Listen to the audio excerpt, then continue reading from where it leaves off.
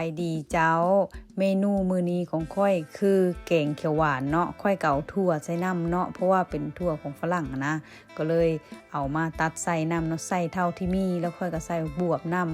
เพราะค่อยเอิ้นบวบเด้อเจ้าเพราะมันคือบวบอีหลีเนาะก็เลยเอิ้นบวบเนาะแล้วค่อยก็จะเอาพริกหยวกใส่น้ำเนาะเอาไปล้างเสร็จเรียบร้อยแล้วก็จะมาปาดเนาะจะเอามาหั่นเนาะให้เป็นชิ้นเล็กๆแบบนี้เนาะเพราะว่าแกงเขียวหวานเนี่ยค่อยบ่ได้เฮ็ดนานแล้วเนาะเพราะนานที่จะได้เฮ็ดไปสินะแต่ค่อยก็ลืมเนี่ยแต่ว่าค่อยก็ใส่เท่าที่ค่อยมีเนาะแล้วค่อยก็เอาหน่อไม้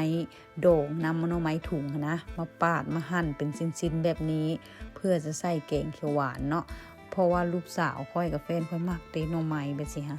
เพราะว่าเอามาปาดแล้วค่อยจะไปต้มก่อนแบบสินะพอหั่นเสร็จค่อยก็เตรียมต้มเลยแล้วค่อยก็มาหั่นเนื้อเสร็จเรียบร้อยเนื้อที่ค่อยใส่มื้อนี้คือเป็นอกไก่เนาะเนื้อล้วนๆเป็นพริกแกงสำเร็จรูปค่อยเอาพริกแกงลงกระทะเลยเนาะแต่ค่อยบ่ได้ใส่น้ำมันผัดกับพริกแกงเด้แต่ค่อยเอา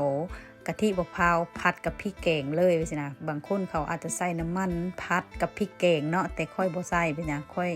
คิดว่าเอากะทิมะพร้าวผัดใส่พริกแกงเลยไปสินะแล้วค่อยก็ใส่นมจากเล็กจากน้อยนะ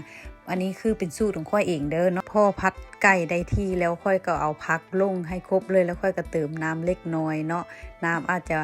หลายเนี่ยจักน้อยเนาะแล้วค่อยก็ปรุงเครื่องปรุงเนาะค่อยก็ใส่รสดีใส่น้ำตาลใส่เกลือเล็กน้อยปรุงตามใจเฮาชอบได้เลยเจ้าแล้วค่อยก็มาเช็คข้าวว่าสุกหรือยังลูกสาวบอกว่ามาเดี๋ยวค่อยสิตักข้าวเองว่าซั่นแล้วเพิ่นละเอ็ดเป็นขุมนะเอาก้นถ้วยนะเน้นข้าวลุ่งเอ็ดเป็นขุมเพิ่นว่าแล้วค่อยสิเอาแกงเขียวหวานใส่ตรงนี้ว่าซั่นเพิ่นว่าได้เอาลูกเพิ่นว่าเอ็ดไปสิโอ้ค่อยอยากเอ็ดนะเพิ่นว่าได้เพิ่นก็เลยเอ็ดตามใจเพิ่นชอบเลยเนาะเพราะอาหารอย่าง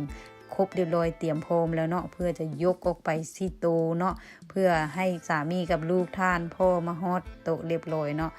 ถูกใจ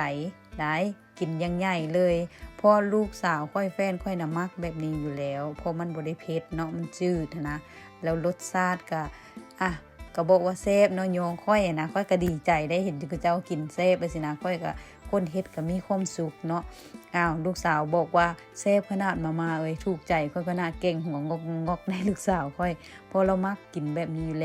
ล้วอาหารที่ค่อยเฮ็ดเนี่ยถึงจะเป็นแกงเขียวหวานจริงแต่ก็บ่หวานได้แบบว่าค่อยบ่ได้มักหวานนะไส้พอมีรสชาตินิดเดียวนะลูกสาวค่อยก็ถูกใจตักยังใหญ่ได้ลูกสาวค่อยก็ได้เนาะเพราะมันบ่ได้เผ็ดนะทั้งน้ำทั้งต้นเนาะหน่อไม้ที่เหลือค่อยก็สิเอาไว้แกงโตจะค่อยก็ต้มโตไปสินะเนาะค่อยหุงข้าวน้อยเพราะค่อยบ่อยากหุงหลายถ้าหุงหลายก็กินบ่เบิดแล้วก็สิหุงข้าวโตค่อยเห็นลูกกับสามีค่อยกินเบิดถ้วยเลยค่อยก็ดีใจนะคนเฮ็ดนะดีใจเด้เวลาเห็นครอบครัวกินเบิด